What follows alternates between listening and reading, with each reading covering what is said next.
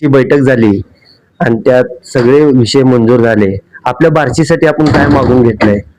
मुळातच आपण आता बार्शी हा विधानसभा कार्यक्षेत्र आहे आणि सोलापूर विधान परिषद, त्यामुळे आता मला जिल्ह्याच्याच काही मागण्या कराव्या लागतात. प्रामुख्यानं मी बार्शीतला माझं जन्मस्थान, भूमिपुत्र, कार्यक्षेत्र असलं त्या ठिकाणी पण मागणी करणं माझं कर्तव्य फार मोठं आहे. परंतु आज जिल्ह्याच्या बाबतीमध्ये सुद्धा मला काही मागणी करावं लागणार आहे.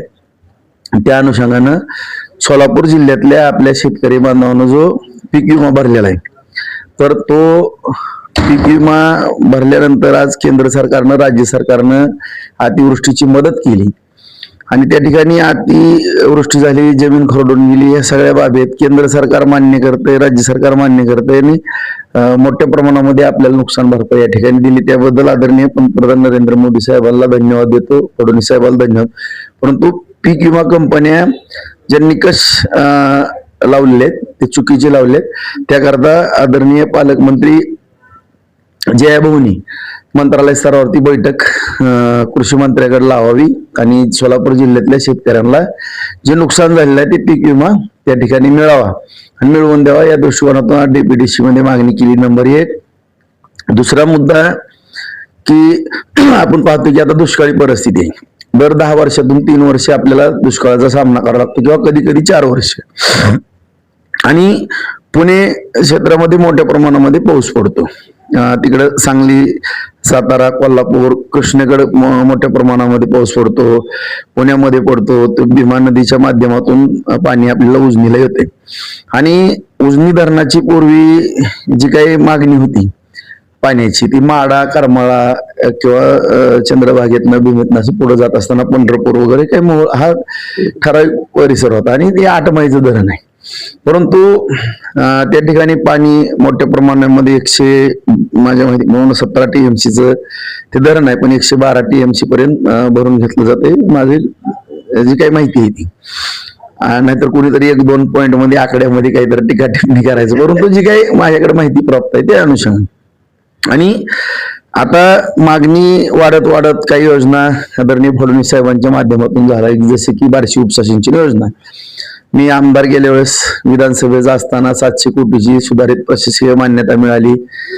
त्या ठिकाणी पाणी बार्शीला आलेलं आहे, अक्कलकोटकडे पाणी चाललेलं आहे, दक्षिणकडे चाललेलं आहे आणि माड्यातला काही भाग असेल किंवा सर्व ठिकाणी आज पाणी मोठ्या प्रमाणामध्ये उजनीचं वितरित होताना दिसतंय आपल्याला. आणि त्या अनुषंगानं पूर्वीची मागणी आणि आताची मागणी ह्याच्यामध्ये फार मोठा फरक पडलेला आहे.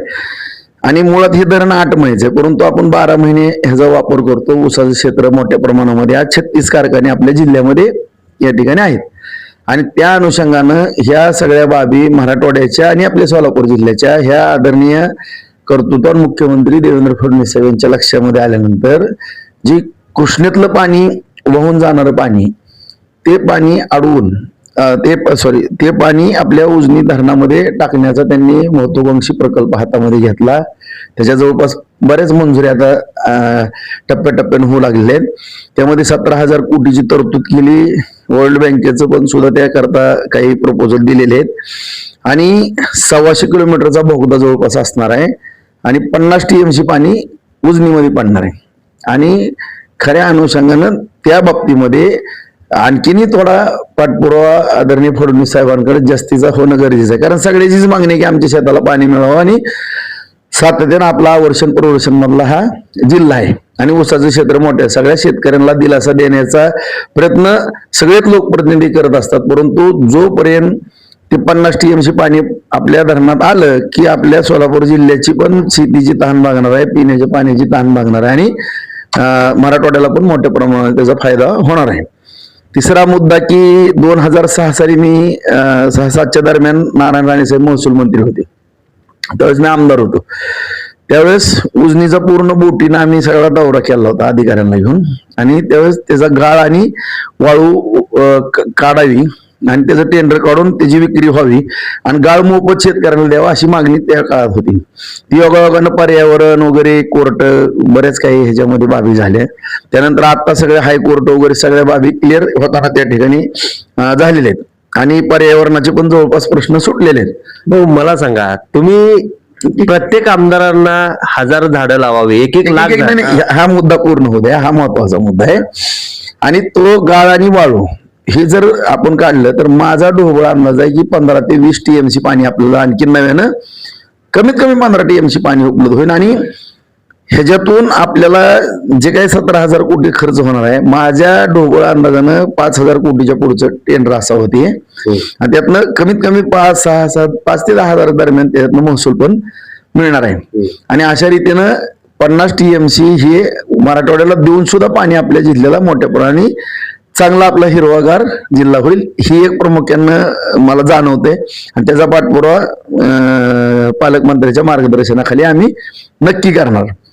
परत चौथा मुद्दा असा आहे की वृक्षारोपणाच्या बाबतीमध्ये सातत्यानं आपण सगळेजण वृक्ष लागवडीचा विषय करतो. 300 कोटी झाडं लावण्याचा संकल्प माननीय मुख्यमंत्र्यांनी केलेला आहे. त्या अनुषंगाने मी पालकमंत्री महोदयाला विनंती केली, तुमच्या मार्गदर्शनाखाली प्रत्येक लोकप्रतिनिधीला कमीत कमी 1 लाख झाडं लावा, तर 1 रुपया पण निधी देऊ नका. किमान तेवढ्यामुळे तर सगळी लावतील. आणि शेवटी पर्यावरणाचा समतोल राखण्याकरता सगळ्यांनीच हा झाला एक युनताचा भाग किंवा एक कुठंतरी अंकुश असावा, हा 1-2 हे भाग झाले माझ्या बोलण्याचा अर्थाचा अनर्थ निघून नये. परंतु जर वृक्षारोपण जर झालं तर नक्कीच पर्यावरणाचा एक समतोल राखण्यामध्ये आपण काही प्रमाणामध्ये यशस्वी होऊ. शेतकऱ्यांना अजून बी बियाणं मिळत नाही आणि शेकडो, हजारो, लाखो अर्ज प्राप्त झालेत. तुम्हाला कसं वाटतंय? नाही, जेवढं आज केंद्र शासनाच्या, राज्य शासनाच्या माध्यमातून उपलब्ध आहे तेवढं तर ऑनलाईन पद्धतीने आता आपण देतोयच. आणखीनही काही मागणी आली तर आम्ही पालकमंत्री महोदय आम्ही आणखीनही शासनाकडे पाठपुरावा करून राहिलेल्या शेतकऱ्यांना निधी उपलब्ध करून देण्याच्या दृष्टिकोनातून आम्ही प्रयत्न करू. आणखी शेतकऱ्याला कर्ज माफीचा लाभ होत नाही. आता कालच आदरणीय देवेंद्र फडणवीस साहेबांनी सगळ्याच अटी क्लिअर केल्या आणि 2 लाखापर्यंत थेट कर्ज माफ करण्याचा निर्णय पण घेतला काल. आणि एवढा मोठा निर्णय मला वाटते पहिल्यांदा असावा या राज्यामध्ये. कागदपत्राची त्रुटी वाटते आहे आणि ते त्रुटी मागतेत असं शेतकऱ्यांचं म्हणणं आहे. नाही नाही, ज्यांनाही काय माझ्या शेतकरी बांधवाला अडचणी आल्या तर आमच्यासारख्या लोकप्रतिनिधीला कल्पना द्यावी, आम्ही त्या ठिकाणी त्या गोष्टीचं निराकरण करण्याकरता किंवा काही त्यांना मदत करण्याकरता तयार असेल. बार्शी शहरामध्ये अवैध धंदे आहेत. हे माझ्या निदर्शनास आलं नाही. पोलीस कारवाई करतात. माझ्या माहितीप्रमाणे पोलिसांनी चांगल्या पद्धतीने कारवाई केलेली आपल्या सगळ्यालाच माहित असेल की सगळ्यात जास्त कडक कारवाई बार्शीमध्ये होत असावी. काय सांगाल बार्शीकरांना किंवा आपल्या सोलापूर जिल्ह्यातल्या सगळ्याच आमदारांना आणि सगळ्या नागरिकांना? काय सांगू आता, तुम्हाला काय अपेक्षित आहे मी सांगणे, मी त्यांना काय सांगणं अपेक्षित आहे ते सांगा म्हणजे मी सांगतो.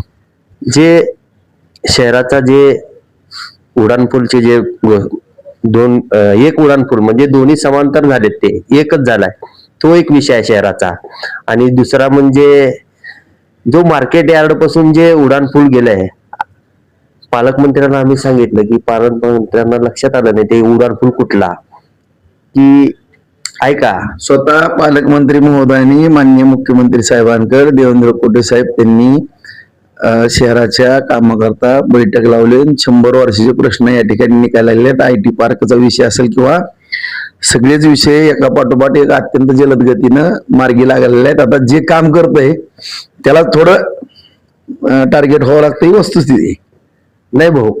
हे एक उड्डाणपूल हे सोडून जे मार्केट यार्ड बसला आहे, भूसंपादन झालेलं आहे, सगळंच काम झालेलं आहे, ठीक आहे. आणि परत ते काम रखडलंय, अजून थांबलंय, सगळे खड्डे खोडून तुलेत.